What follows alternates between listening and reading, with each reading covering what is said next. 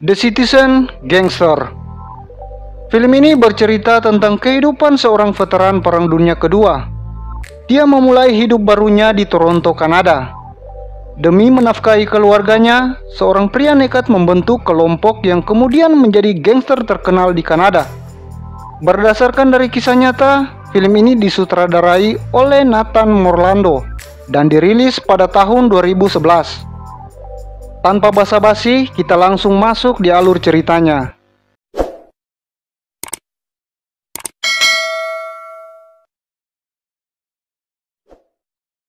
Film dimulai dengan menampilkan seorang supir bus yang sedang bekerja. Yap, dia adalah Edwin Boyd, pemeran utama dalam film ini.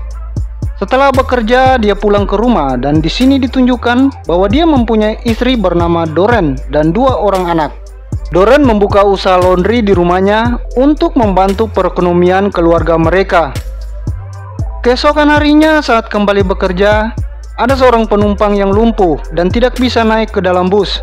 Terlihat tidak ada satu orang pun yang mau membantunya. Karena merasa kasihan, Eddie membantu pria itu dengan menggendongnya ke dalam bus. Eddie juga merasa kesal dengan para penumpang lain yang bersikap tak peduli dengan pria malang itu. Lalu saat tiba di tujuan, Eddie kembali membantunya untuk turun dan kemudian meninggalkan bus itu bersama seluruh penumpang lain yang masih ada di dalamnya. Saat sedang beristirahat di rumah, ayah Eddie bernama Glover datang. Dia adalah pensiunan polisi yang sangat peduli kepada anak dan cucunya. Sebenarnya Glover kecewa kepada Eddie yang sejak dulu bermimpi menjadi bintang Hollywood. Dia sangat tidak menyukai itu. Dari kamar, Eddie mendengar perkataan ayahnya. Tentunya dia tidak terima disebut sebagai pemalas. Lalu saat sedang sendiri di rumah dia bercermin. Kemudian dia mengambil pistol dan mulai merias wajahnya. Setelah itu dia pergi ke sebuah bank. Dia bermaksud merampok sejumlah uang. Manajer bank melihatnya, lalu mengambil sebuah pistol dan menembaknya. Beruntung dia berhasil kabur dengan membawa sekantung uang. Keesokan harinya ketika istrinya pulang setelah berbelanja, Eddie memberinya kejutan. Dia telah mengisi lemari dengan stok makanan untuk keluarga mereka. Dia juga mengatakan kalau telah mendapatkan pekerjaan sebagai aktor. Jadi, dari situlah dia mendapatkan uang. Dan satu lagi, dia juga telah membeli mobil baru untuk keluarganya. Lalu, hari-hari berikutnya Eddie terus melakukan perampokan di bank. Aksinya itu telah meresahkan banyak warga dan kemudian diberitakan oleh media. Disebutkan juga bahwa dia telah merampok 8 bank. Karena itu, wali kota setempat menugaskan seorang detektif handal yang bernama David Rees untuk mengungkap perampokan itu. Suatu hari setelah merampok, Eddie kepergok istrinya saat sedang menghapus riasan di wajahnya. Tentu saja, dia sangat kaget melihat itu. Dengan terpaksa, Eddie harus mengakui perbuatannya selama ini. Meskipun istrinya marah dan menamparnya, Eddie menjelaskan bahwa dia melakukan itu untuk keluarganya.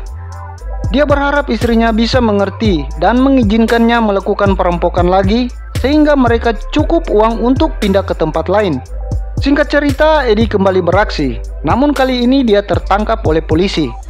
Ternyata, detektif Rees telah menjalankan tugasnya dengan baik. Lalu Eddie dibawa ke penjara. Di sana dia sempat diganggu oleh tahanan lain. Lalu seorang pria menyerangnya. Eddie berhasil melawannya dan mencekik leher pria itu hingga dia menyerah. Nah, saat itulah ada seorang tahanan bernama Lenny Jackson memperhatikannya, lalu mengajaknya berteman. Di sana Lenny juga telah berteman dengan Willie Jackson. Lalu Lenny mulai bercerita bahwa dia juga adalah seorang perampok bank. Dia sudah berada di penjara itu selama 5 tahun. Dia juga menunjukkan salah satu kakinya yang harus diamputasi akibat aksi terakhirnya saat merampok. Dia kemudian menggunakan kaki palsu agar bisa berjalan. Saat itu Lenny menunjukkan sebuah benda yang akan mereka gunakan untuk kabur dari penjara. Dia mengajak Eddie untuk ikut bergabung dengan mereka. Eddie berminat dan setuju. Lalu mereka lari meloloskan diri dari sana. Sementara itu teman mereka yang bernama Val Kosak telah menunggu dan kemudian menjemput mereka di luar penjara. Setelah itu mereka pergi ke rumah Mary Mitchell, yaitu pacar sekaligus selingkuhan dari si Val. Malam itu Edi mengajak teman-teman barunya untuk kembali merampok sebuah bank yang sudah pernah dirampoknya. Mereka semua setuju, lalu menghabiskan malam itu dengan bersenang-senang. Keesokan harinya mereka mulai beraksi. Bisa dibilang kelompok ini sangat nekat. Mereka merampok tanpa menutupi wajahnya. Setelah perampokan itu, media setempat kembali memberitakannya. Media menyebut kelompok mereka sebagai geng Boyd sesuai nama Edwin Boyd. Edi pulang untuk menjumpai istrinya. Meskipun senang dengan kepulangannya, Doreen sebagai istri takut jika polisi mengejar mereka. Dia meminta Edi agar membawa mereka pergi sejauh mungkin dari kota itu. Tetapi saat itu Edi masih ingin merampok beberapa bank lagi karena dia sudah mempunyai anggota geng yang akan membantunya. Malam itu mereka kembali bersenang-senang. Lalu dalam kesempatan itu, Lenny berlutut dan melamar kekasihnya yang bernama Anne Robert. So sweet. Kemudian mereka berencana menikah di Montreal, Paris. Sementara itu, detektif Reese mendatangi rumah ayah Edi. Akan tetapi, ayahnya tidak mengetahui apapun. Dia menyadari bahwa anaknya seorang kriminal. Tetapi meskipun tidak mempunyai hubungan yang baik dengan Edi, ayahnya masih menyayangi anaknya itu. Suatu hari Edi dan anggotanya kembali beraksi. Dia sangat menikmati aksi merampoknya. Bahkan saat naik di atas meja, Edi menari-nari lalu dengan bangga memperkenalkan nama kelompoknya, yaitu geng Boyd.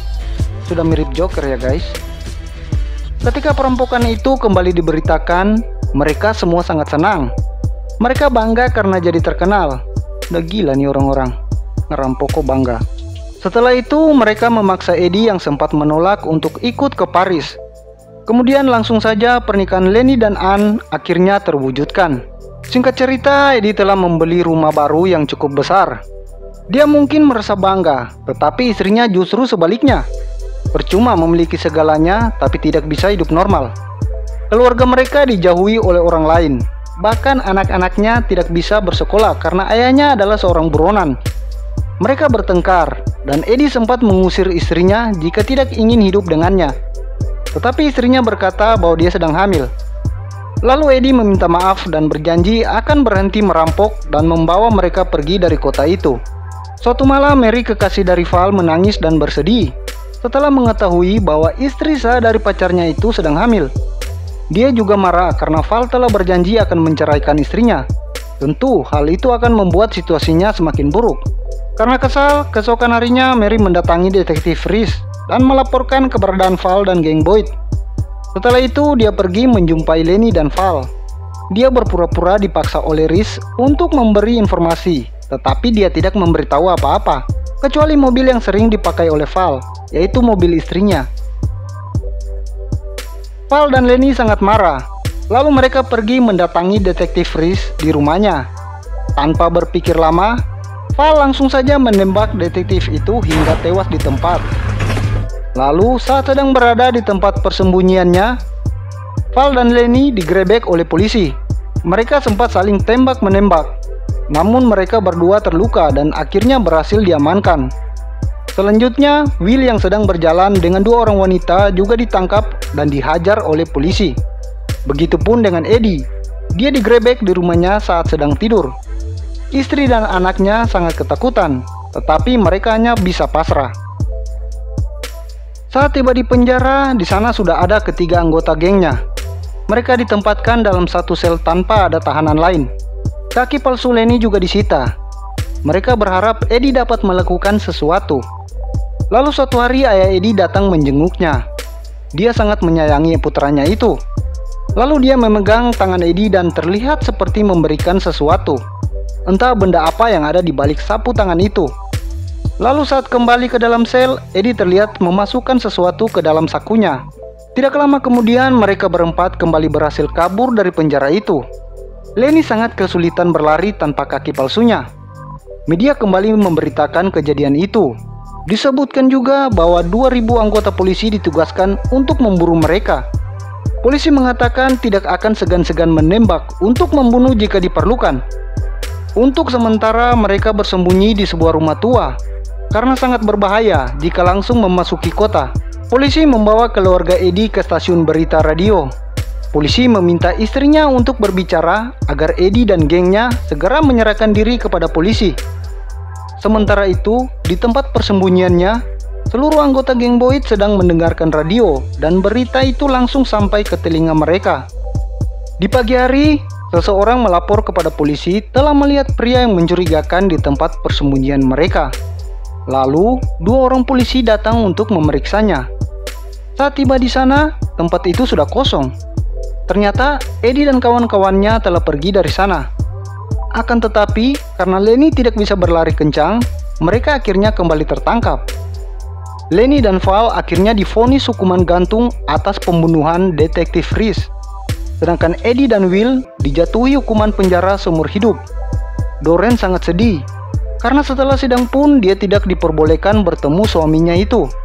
Lalu mereka menjalani hukuman masing-masing. Singkat cerita, setelah 14 tahun di penjara, akhirnya Eddie dibebaskan. Lalu dia pulang ke rumah untuk menemui keluarganya. Doreen sangat kaget dan juga senang melihat kedatangan Eddie. Dia masuk ke rumah kemudian menanyakan kabar anak-anak mereka. Eddie meminta Doreen dan anak-anak agar mau pergi bersamanya dari kota itu untuk memulai hidup baru. Akan tetapi, Doreen tidak bisa melakukan itu. Dia telah menikah lagi dengan pria lain. Dia sudah merasa bahagia dengan keluarga barunya. Lalu suami Doreen datang dan mengusir Eddie dari rumah itu. Lalu, Eddie pergi ke sebuah hotel. Dia terlihat gelisah dan memikirkan sesuatu. Kemudian, dia mengambil pistol dan mulai bercermin sambil merias wajahnya.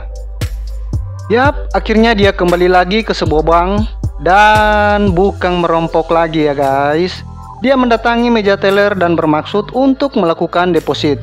Ya, akhirnya dia sudah bertobat. Dan film pun tamat. Di akhir film disebutkan bahwa Edwin Boyd menetap di pesisir barat dengan menggunakan identitas baru. Dia kembali menjadi supir bus dan juga mengasuh untuk penyandang cacat.